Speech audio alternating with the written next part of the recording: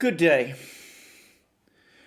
A somewhat bizarre meeting took place on a Wednesday earlier this month in Berlin by video conference. This meeting was chaired by German Chancellor Angela Merkel and is one of a series of meetings that Merkel has on every Wednesday in the morning, where she briefs and has discussions with her top leadership team prior to the formal meeting of the German cabinet later on that day. On that specific day, the question arose over the course of this meeting about a protest by German farmers who were once more driving their tractors through Berlin's government quarter, in this case in protest against what they see as the completely excessive insect protection regulations issued by Germany's Environment Ministry, which is under the control of the centre-left Social Democratic Party, the SPD, which is the junior partner in Merkel's governing coalition. Now, the CDU, Merkel's party, has historically been the party that gets the support of Germany's rural voters, of its farm workers and of its farmers. So the German farmers who were protesting in Berlin on that day, driving their tractors through the government quarter, are part of Merkel's core constituency. In addition, and as every German politician knows, they are the counterpart of the French rural voters who have been driving the Gilets jaunes protests in France against President Emmanuel Macron. So the parallels are starting to become striking and difficult, and every German politician understands that and is concerned about them. So unsurprisingly, this meeting focused very much on the issue of this protest by the farmers in Berlin. And apparently the first to speak was Michael Gross-Braume, who is the chief whip or parliamentary manager for the Conservatives, Merkel's party, the CDU, in the Bundestag, the German parliament. So this is the account of what happened that is provided by Der Spiegel, Germany's leading current affairs magazine, and I'm now quoting directly from the article in its English language International Affairs edition. Gross-Braume noted that farmers were once again driving their tractors through Berlin's government quarter in protest against the completely excessive insect protection regulations issued by the Environment Ministry, which is under the control of the centre-left Social Democratic Party, SPD, Merkel's junior coalition partner. We urgently need to rework them, Gross-Braume said. Agriculture Minister Julia Klöckner apparently spoke up immediately. Yes, she said, she agrees. It is imperative that something be done about the insect protection measures. Klöckner was immediately interrupted by the Chancellor Angela Merkel. Yes, then go ahead, Julia, Merkel said, according to participant accounts. Why, she asked, hasn't the Agriculture Minister been able to clear up the insect issue? Why is it that she, Merkel, is forced to read everywhere that she needs to take control of protecting insects? Julia, I don't think it's the Environment Ministry spreading such demands, Merkel reportedly said. And anyone who thinks that Conservatives can ignore the need to protect bees, well, I wish them lots of fun in the campaign. Then Der Spiegel says, after that, a sheepish silence ensued. And it goes on to say, this is now Der Spiegel's comment about Merkel's behaviour. Impatience, petulance, opprobrium extending to accusations of disloyalty. It's not the kind of behaviour that is normal for Merkel, especially when the discussion is about bees. Usually, the Chancellor simply ends such debates with an ironic observation. So there you go. It's clear that Merkel is now starting to feel the pressure, and in fact, there are more and more reports that she's becoming increasingly tetchy and angry and impatient of criticism, and is making that clear, and is starting to turn even on her core leadership team, as she did on Wednesday, this time on the rather bizarre topic of the insects and the bees. Now, why is this happening? Why is Merkel, in what is now the last months of her chancellorship, starting to lose her cool and is becoming increasingly tetchy and belligerent, even with those who are closest politically to her and most important to her? Well, the short answer is that Merkel is facing increasing criticism and pressure over her handling of the pandemic, and she doesn't like it and is starting to feel the stress. Firstly, it should be said that at the very beginning of that pandemic, Merkel seemed to be actually thriving politically on it. It boosted her popularity, as she seemed to be taking effective charge, and as a former scientist, seemed to know what she was saying and what she was talking about. But this has worn thin as the months of lockdown and control and pandemic measures have worn on. And more Germans are becoming increasingly impatient and exasperated by the clear and growing indications that Merkel simply is failing to have a grip on this crisis. It hasn't helped that Merkel's language has become increasingly distant and, as some people say, robotic. And here I'm going to quote again from Der Spiegel. The Chancellor's public appearances during the pandemic have frequently sounded something like this.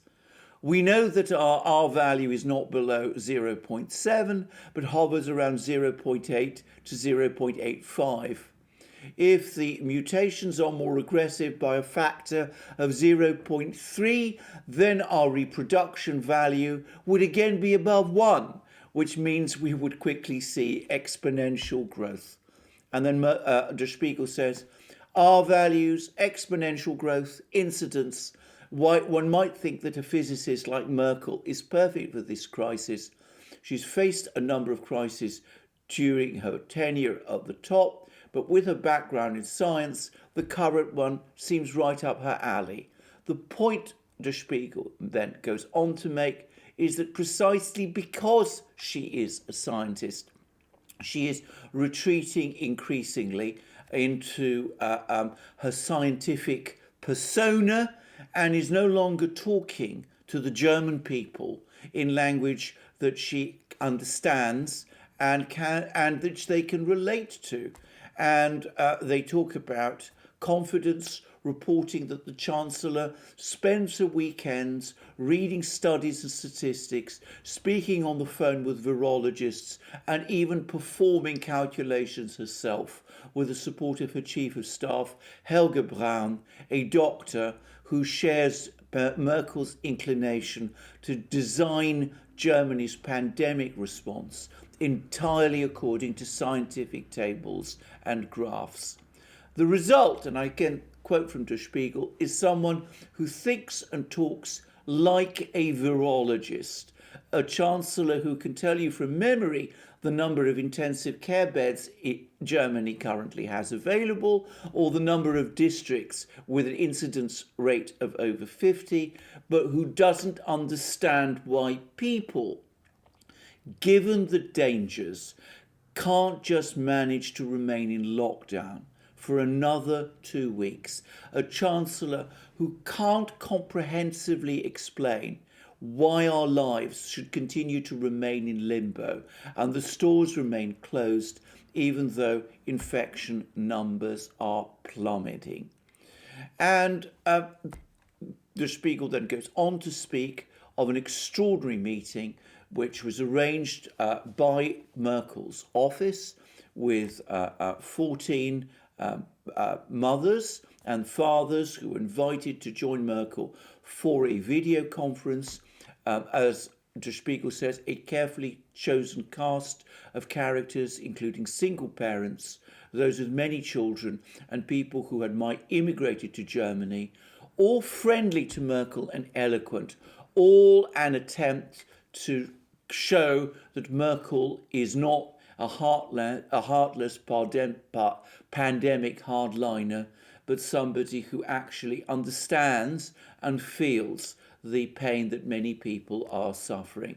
Well, what happened? It turns out that the meeting bombed, and after 1.5 hours of listening to the problems these parents were facing, the financial tribulations of single parents, the feelings shared by parents everywhere, again I'm quoting from Der Spiegel, of having to choose between spending their time with their children or with their jobs, she then came up with monosyllabic answers or short, terse answers like this.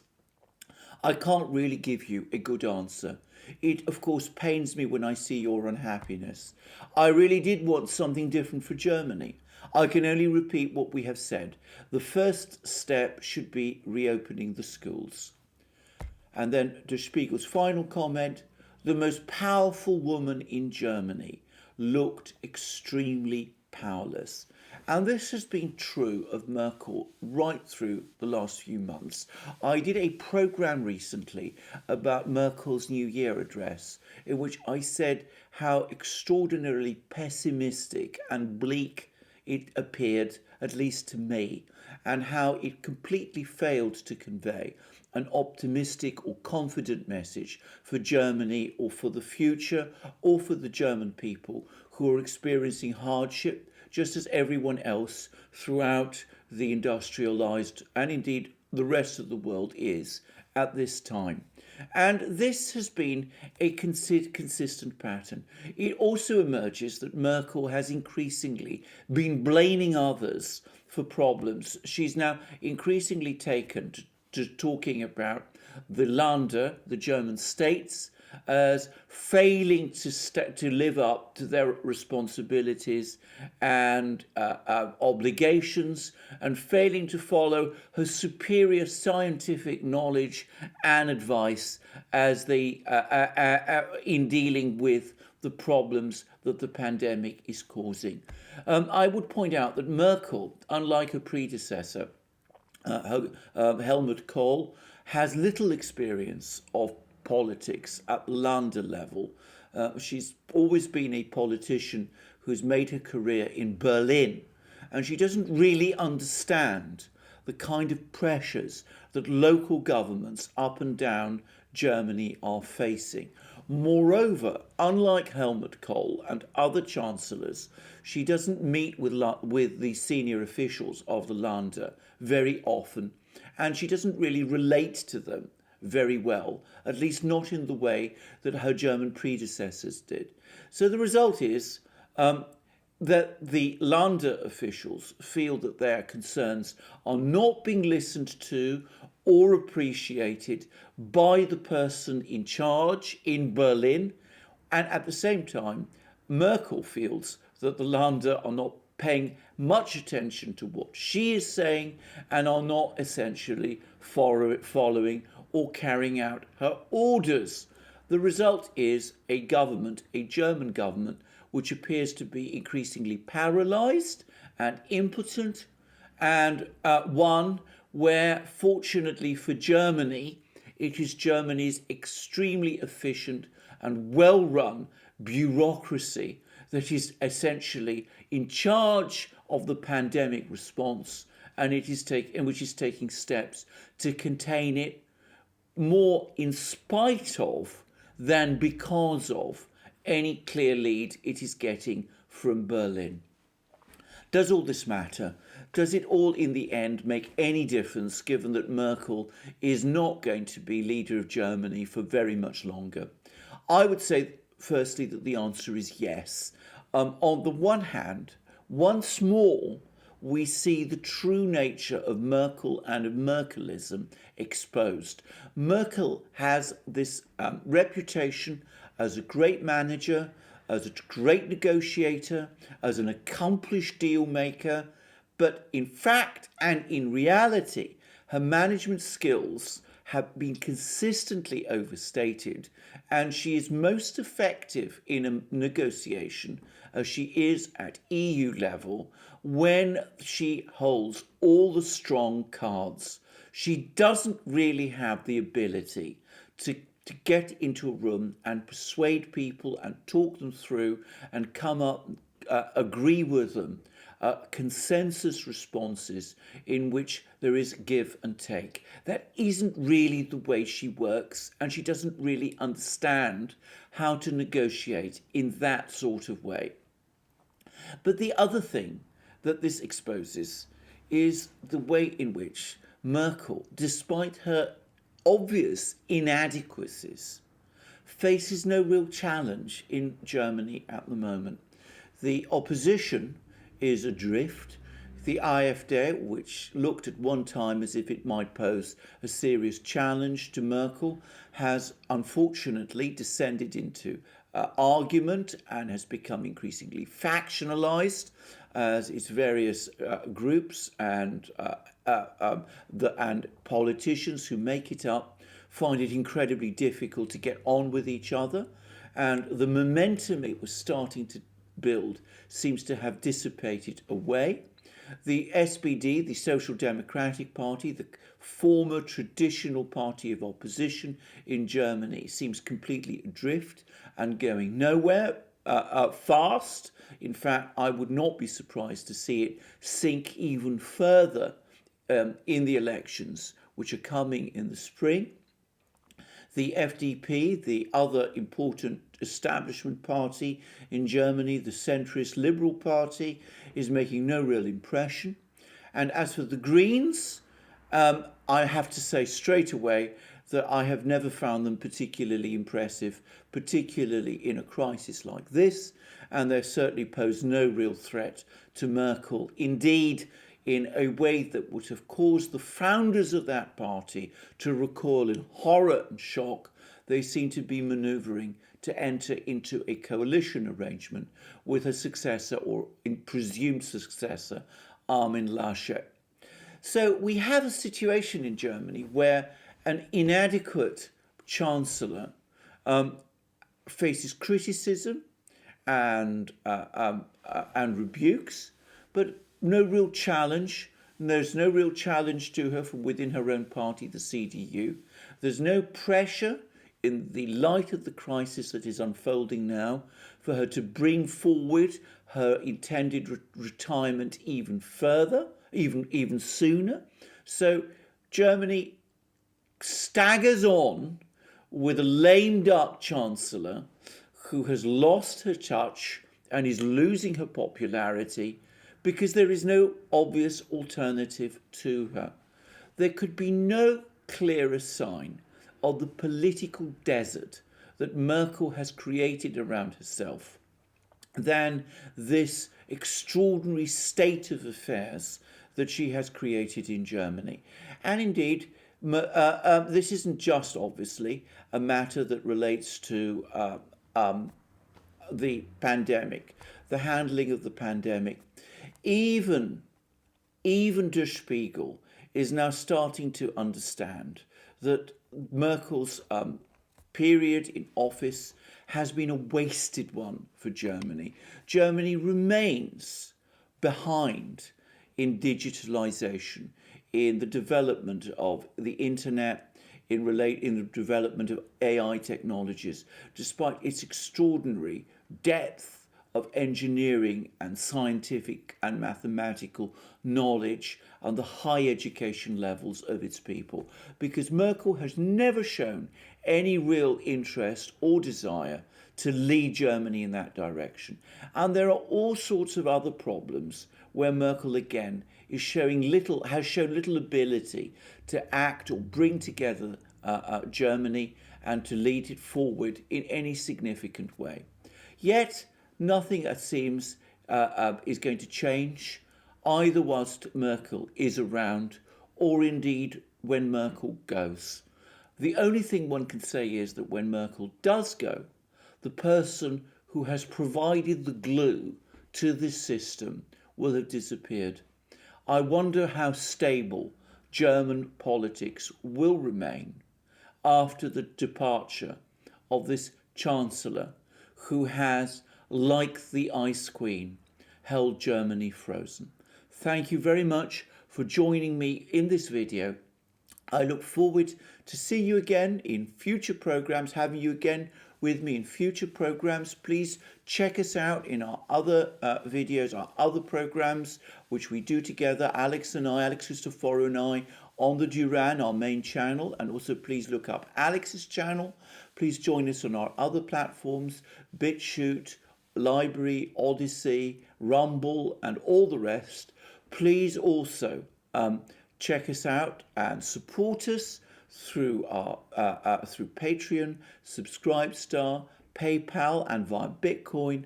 And last but not least, look up our shop. Look at look there for all the great products you will find there.